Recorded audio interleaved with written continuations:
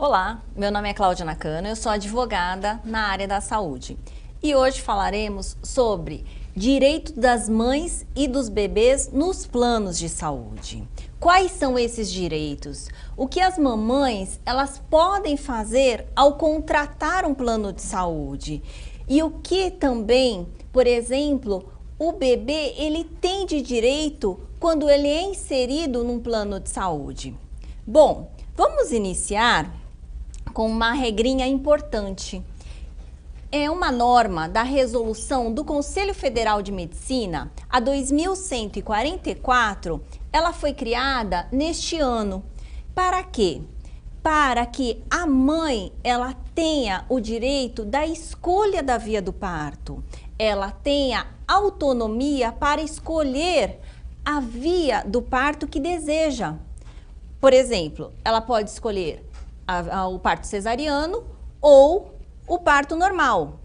Se ela optar pelo parto cesariano, há necessidade dela preencher um termo de consentimento. Este termo de consentimento, ele deve ser esclarecido pelo médico. O médico tem a obrigação de orientar esta mãezinha quais são os riscos e as consequências do parto cesariano. E assim esclarecer muito bem todas as questões do termo de consentimento. Detalhando esse termo de consentimento, a mãezinha ela falará: eu aceito, eu assino esse termo de consentimento e opto pelo parto cesariano, desde que ela tenha sido orientada também dos riscos e das consequências do parto. Então é importante que o profissional ele oriente a mãe acerca dos riscos e benefícios dos dois tipos de parto e esclareça também em relação a esse termo de consentimento. E também houve uma mudança em relação ao prazo. Hoje, o parto a termo, ele só pode ser feito a partir da 39ª semana.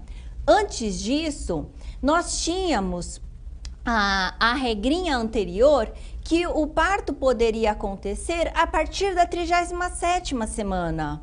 Hoje não mais. Então, se a mamãe ela quiser fazer um agendamento de um parto cesariano, ela terá que ter a anuência desse termo de consentimento, terá que assiná-lo e essa informação ela tem que constar no prontuário médico e além disto, ela tem que fazer este agendamento junto com o seu médico a partir da 39ª semana. Por quê? Se ela não fizer isto, quem pode ser prejudicado será o profissional médico, porque esta é uma regra do Conselho Federal de Medicina que envolverá todos os médicos. Então, os médicos eles têm que assumir e têm que absorver esta norma e não podem desrespeitá-la de modo algum. Então, havendo a desobediência da norma, a punição será feita por meio do profissional médico, que poderá responder até um processo disciplinar ético futuramente. Por meio até de uma denúncia ou mesmo da fiscalização dos conselhos regionais de medicina. Então, é importante que a mãe, ao engravidar, ela esteja ciente deste termo, o que essa norma ela traz, né, de mudança para a nossa realidade é em relação principalmente à autonomia. Porque antes a gente tinha um sistema paternalista, digamos assim. O médico muitas vezes falava e a paciente ou o paciente aceitava a opinião do profissional, sem questioná-lo. Hoje não mais. Hoje nós temos a cada dia a autonomia presente nos consultórios. Então o paciente ele também pode questionar, ele deve questionar, ele deve saber qual o tratamento que ele está sendo submetido, quais são os riscos daquele tratamento, quais são os planos de tratamento e o que ele pode realizar juntamente com o médico. E o médico também, por outro lado, ele tem sua autonomia. Se ele não aceitar a escolha da gestante, por exemplo, em relação ao parto cesariano, sendo que a gestante ela tem condições para assumir um parto normal, ele pode indicar um outro profissional. Ou ele pode simplesmente falar para essa gestante que ele não vai atendê-la. Então é importante esta relação de confiança para que tanto o médico quanto a paciente saibam das informações, saibam em relação aos tratamentos, saibam em relação a todos os riscos e benefícios em relação ao parto e que a gestante ela faça a melhor escolha, sempre com o apoio e com o respaldo do médico. Saindo um pouquinho dessa regrinha do CFM, é importante a gente falar sobre a questão da contratação do plano de saúde. Então, a gente tem dois tipos. Primeiro, em relação à gestante que vai contratar um plano de saúde. Eu já estou grávida e eu quero contratar um plano de saúde.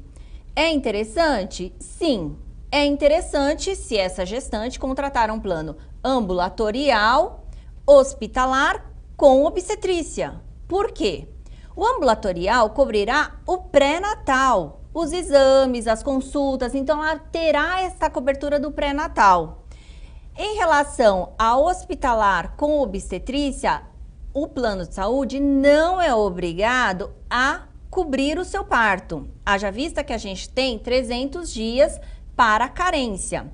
Então, este termo necessariamente haverá e o plano pode ser que negue a cobertura do parto e, se negar, o plano está agindo corretamente. Por quê? Nós temos esse prazo de carência que está na lei.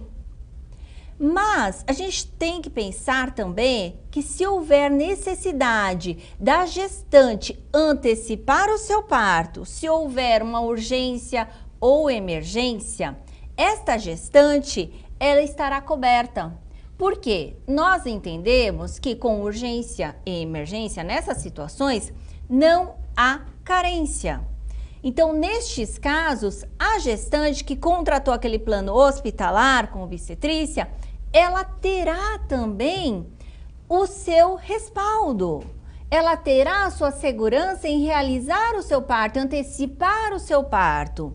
Então, se for um agendamento, se houver a necessidade da espera, provavelmente ela não terá essa cobertura. Mas ela terá a cobertura do seu pré-natal, dos seus exames e se for uma urgência, emergência, um recém-nascido prematuro, ela terá a possibilidade de ter esta cobertura. Então é importante que essa mamãe, ela faça o plano de saúde se ela já está grávida. Mas o ideal é que ela faça antes de engravidar. Porque se a mamãe ela tem planos para ter um bebê, é importante que ela já contrate um plano de saúde e assim ela terá cobertura. Se ela fizer um ambulatorial hospitalar com obstetrícia, ela terá cobertura do seu pré-natal, dos exames, das consultas médicas, inclusive do parto, além das situações de emergência e de urgência numa situação do nenê ser prematuro. Então, o ideal é que a mamãe faça um plano de saúde antes de engravidar, mas se houver a necessidade de contratar um plano após a gestação ou durante a gestação, enfim, é importante que essa mamãe ela contrate um plano de saúde ambulatorial, hospitalar com obstetrícia. E também sempre pagar o plano, as mensalidades de forma reiterada, porque se houver o cancelamento do plano de saúde, e esse cancelamento ele pode acontecer como? Se o consumidor deixar de pagar 2 mensalidades ou mais consecutivas ou não, este plano de saúde ele pode ser encerrado. Então a mamãe que pretende ter um bebê ou que já está gestante e quer contratar um plano, pague todas as mensalidades, não deixe 2 mensalidades sem pagar, porque se o plano encerrar, cancelar, e ele tem essa faculdade de cancelar esta relação consumidor e fornecedor, esta mamãe ficará sem cobertura. Então, é importante que essa mamãe, ela faça sempre essa contratação com uma forma de segurança. Esta carência, ela sempre haverá. O prazo hoje são de 300 dias para urgência, exceto para urgência e para emergência. Então, este prazo ele começa a contar quando o consumidor ele assina o contrato do plano de saúde, aquela ficha de adesão. E a gente tem atrelado ao contrato uma declaração de saúde, geralmente no final do contrato. Essa declaração de saúde, ela precisa necessariamente ser assinada e conter informações verdadeiras. Então, de modo algum, a mamãe ou um paciente, por exemplo, que tem uma doença crônica, pode deixar de colocar as informações verdadeiras no contrato e principalmente na declaração de saúde.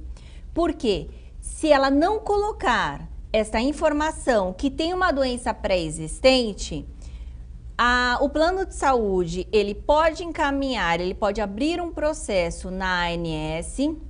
A ANS é a Agência Nacional de Saúde Suplementar. Ela foi criada em 2001 com o propósito de regular, formatar toda essa relação consumidor e planos de saúde. E ela pode receber essa denúncia do plano de saúde e, se for verdadeiro que o consumidor ele não colocou a informação de uma doença pré-existente, o plano de saúde ele pode ser cancelado. Se tiver uma decisão favorável para o plano de saúde na ANS e for julgado desta forma, esta pessoa ela pode perder o seu plano de saúde. Então, é importante que todas as pessoas que tenham doenças pré-existentes, que elas coloquem as informações verdadeiras no plano de saúde, como, por exemplo, até uma neoplasia maligna, um câncer. Mesmo que a pessoa não tenha mais o câncer, mas só esteja fazendo o controle, é importante que ela coloque essa informação, que ela não tem mais a doença, mas que ela realiza o controle. Porque nós temos doenças crônicas que são doenças para sempre. E tem que constar nessa declaração de saúde. Porque não havendo esta informação, o plano pode questionar lá na frente na Agência Nacional Reguladora e a ANS ela pode cancelar esta relação do plano de saúde com o consumidor e o consumidor ele pode ficar sem o plano de saúde. Essa questão também em relação à doença pré-existente, quando o consumidor ele procura um plano de saúde, o plano de saúde não pode se negar a recebê-lo. Mesmo que ele tenha uma doença pré-existente grave, o plano de saúde, ele tem que receber. Ele não pode discriminar este paciente, este consumidor. Então, o plano de saúde, ele é obrigado a receber este paciente, este consumidor. Este consumidor, ele tem que deixar essa informação clara e muitas vezes, o que será cumprido? Será cumprido um prazo de carência. Não de 300 dias, como para parto, que nós estamos falando, mas de 24 meses. Esse período de 24 meses será para todos os planos de saúde, todas as operadoras, e necessariamente o plano de saúde, ele não poderá, por exemplo, ou se quiser, ele tem essa faculdade de não cobrir certos tratamentos se houver uma doença específica, uma doença pré-existente. E esta informação, esses prazos estão na lei. A mesma coisa que nós falamos em relação à gestação de risco, a gestação de um parto de urgência ou emergência, também a gente tem a questão em relação à doença pré-existente. por mais que a gente tenha essa informação da doença pré-existente em relação à contratação de um plano de saúde, se houver uma situação de urgência ou emergência, não tem carência.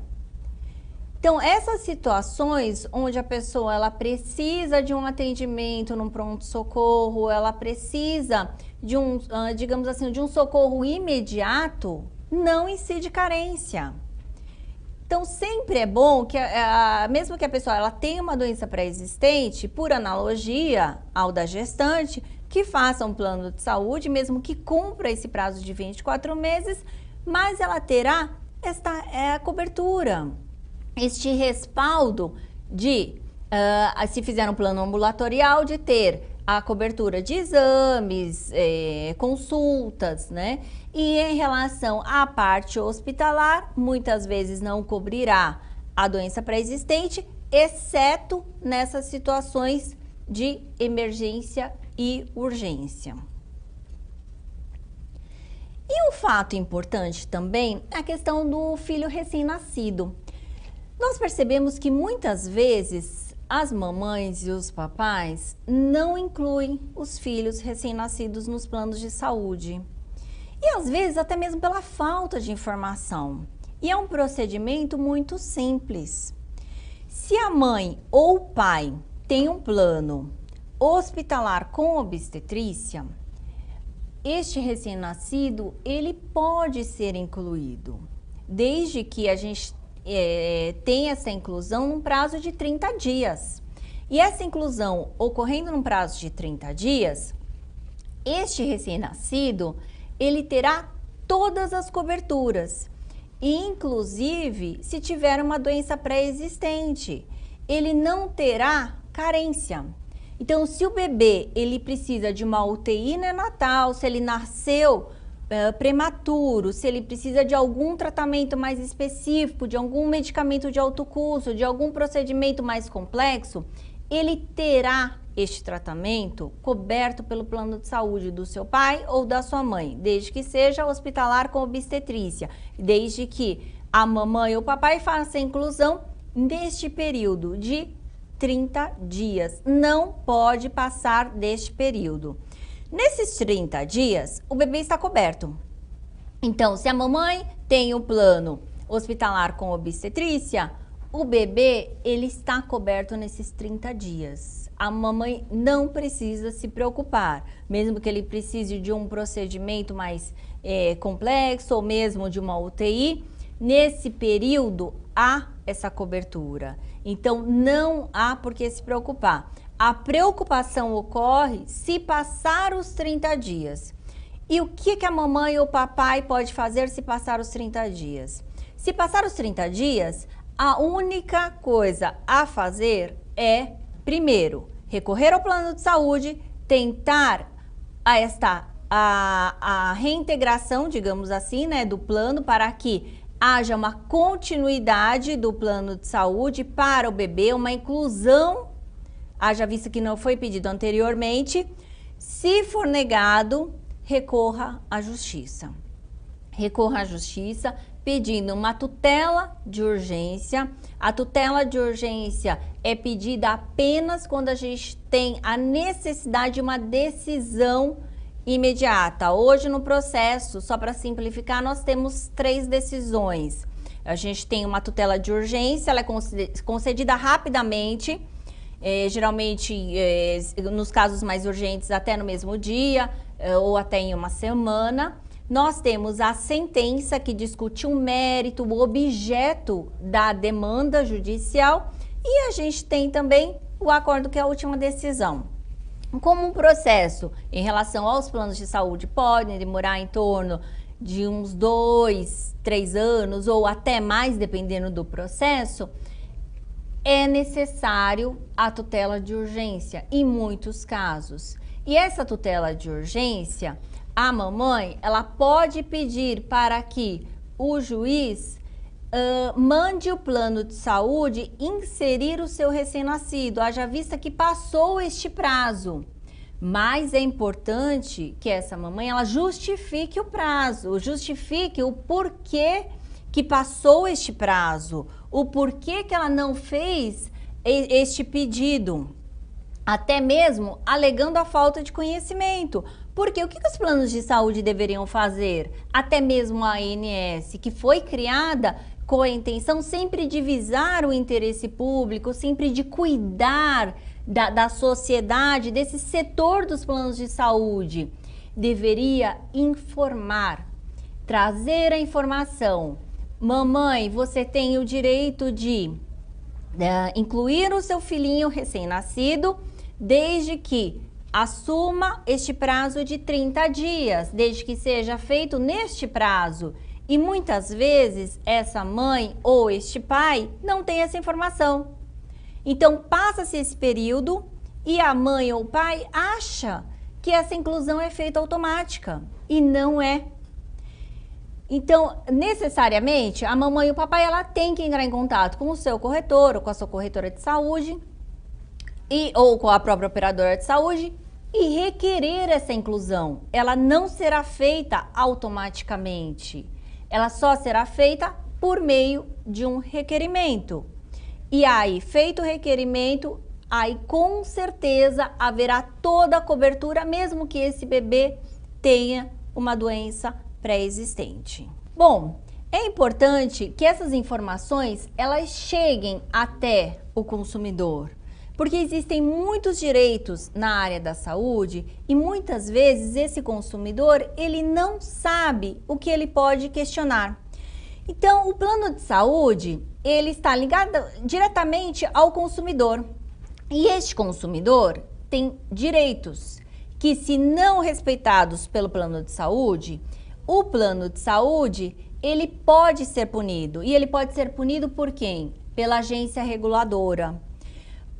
Nós temos uma norma que foi criada, ouvidorias nos próprios planos de saúde.